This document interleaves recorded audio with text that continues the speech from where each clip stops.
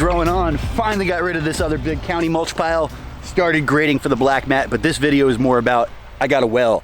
I just got a couple $1,000 in pipe delivered and got the well guy here actually let me borrow his trencher today, and big shout out to Cool Water Pumps and Wells. I probably got 5 different estimates on a well here, and that was 5 different estimates on a new well and getting the old well up and running. And out of all the different companies I called, Matt from Cool Water was the only one that said, hey, we need to test that well before we put a pump on it.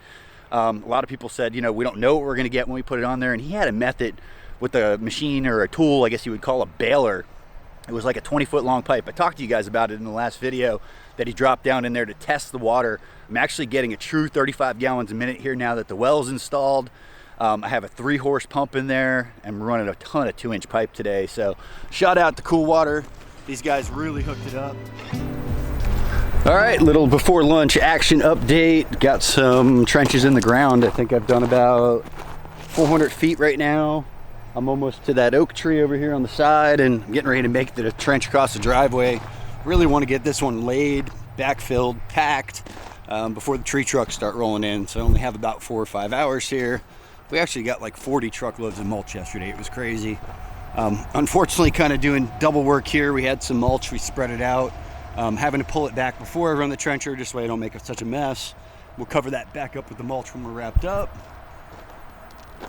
And same thing on this side. We've hit a couple of spots where I've had to use the excavator just because the trencher is struggling to get through some of these roots. And this is a pretty big Vermeer chain trencher here.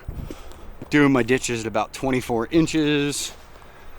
And lots of stubs for hose bibs, future irrigation expansions. This is that corner. I had to break out the excavator because I had to cut through the roots. Didn't want to make too much of a drastic turn here with the 2-inch. Just kind of swept that turn. And you can kind of see Ryan over there bobbing up and down in the hole. Hey Ryan, give me a pound dirt. Oh yeah. All right, back to it, little action. All right guys, so day 2, excavator's back on the trailer. That means that we're done with what we can do at this point with irrigation. And I have a ton more pipe to go in. I got to get pipe up to this front full sun nursery.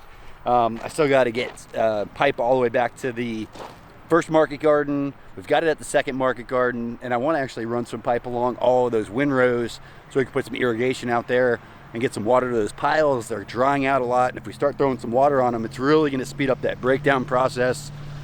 But right now, the guys are working on just finishing the backfill, making a map, and Ethan, who works with me and does designs for us, has been working on a site plan here, and we're going to lay all that main line in there. We basically kind of have like a big tree. What I like to call the big tree is that main line that comes around the property, and I've made a square, so we're going all the way down the fence line. I think I go 1,200 feet that way, about 200 foot to the well over there. I ran about 200 foot this way, and then I ran about 200 foot across the property on the other side. Had a couple of spots that if I didn't have that excavator, I would still be fighting with that trencher. It was quite the task. This corner over here had the biggest roots. And what we've done is I put a lot of these metal stakes in, and this is just a good idea if you guys are running irrigation, you know, so you can find stuff in the road, down the road in the future. I really like these galvanized pipes they use for electrical. We buy them in 10-foot pieces. I cut them in half, and I'll put it in the ground. I have a cap down there. On this side I have a hose bib, and basically every 75, 50 foot along this fence line, you'll see a pipe with a flag. And I had to kind of, this trench is not straight. Obviously you're not going to see this trench once it's kind of closed up and healed out, but I had to go around a tortoise hole here. I had to go around a tree, and I wanted to stay a good bit away, so we kind of have a little bit of an S thing going on. This is definitely not a straight line. Nothing perfect about the way the line is. Just had to work with what we had here. I wanted to stay as far away from this tortoise as I could. Here's another one of our cap outs. And another cap point here. And coming down on this next one, we have another hose bib. We've got a side cap. Oh yeah, I forgot to mention, I've got big ball valves so I can shut off every one of these trees. The one that goes across over there, which is actually going to come all the way back around to the fire pit.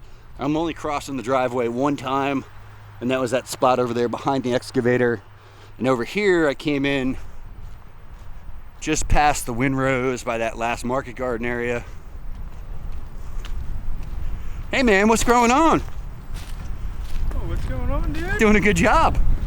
Thanks, sir. I told them you're going to be laying all of these main lines into our master plan design for future tie-ins, etc. So we know where things are, huh? Absolutely. Fun stuff we got going on here. What, Robbie dropped the design in. Let's show everybody what we're working with. All right, when you get the lines on there, send it on over, okay? There you go. All right, bud. Keep up the good work. Keep up the good work.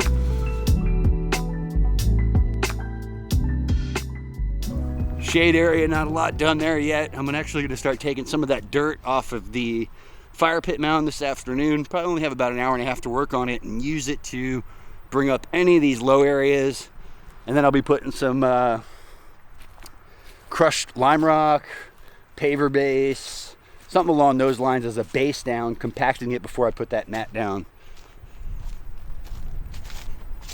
And it is hot this week in Florida, February, no joke. On this one, we ended up running kind of about a 60, 70 foot stretch. I put a T, I have a cap for that side for hose bibs into the nursery area, and I've got a cap going this way for the future pole barn. And here you can see we've got covered up trench, hose bibs, tie-ins, pipe for days. Well, here's the surveyor over here. Ryan's the one that's been taking all the measurements. He'll give it to Ethan, and Ethan will layer into the design. I really like these her half-turn hose bibs. I am not a big fan of broiler handles. On, off. We always use this type. They're a lot easier. They don't clog up as easily. They also don't leak, it seems like, as much long-term.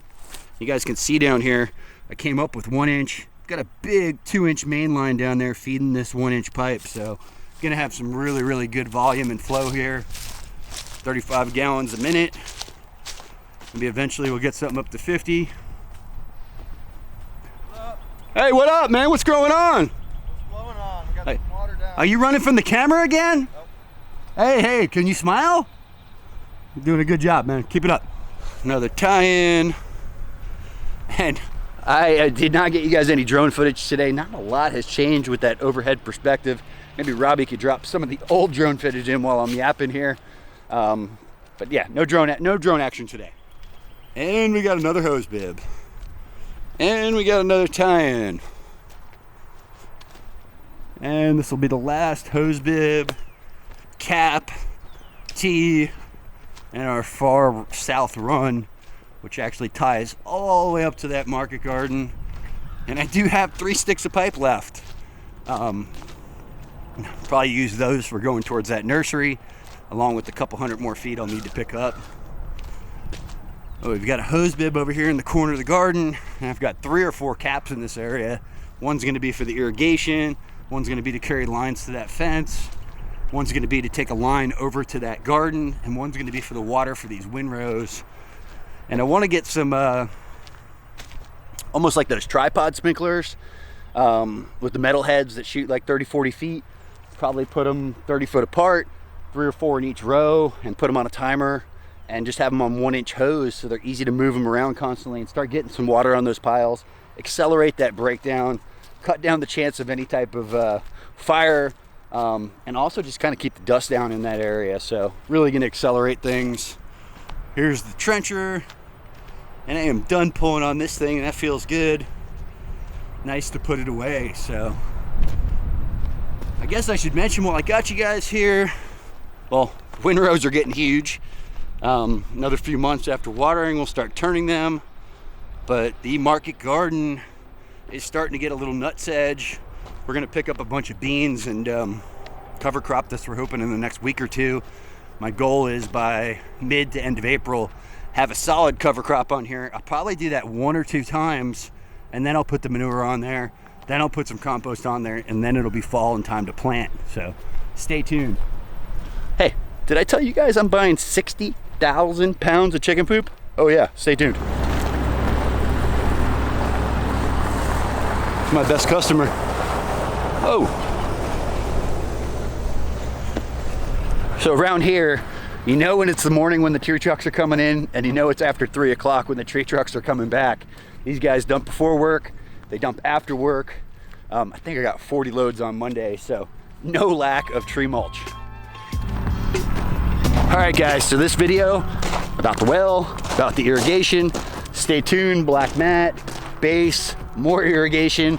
Gonna wrap this side up first. This is where I was talking about working this afternoon, doing some leveling through this area, putting some base, putting a bunch of weed mat, so. Oh, stay tuned. Hope you guys enjoyed this video. If you did, be sure to hit that like button. If you haven't subscribed yet, be sure to hit that bell. Gotta hit that bell if you wanna stay notified. Most importantly, it's 2023.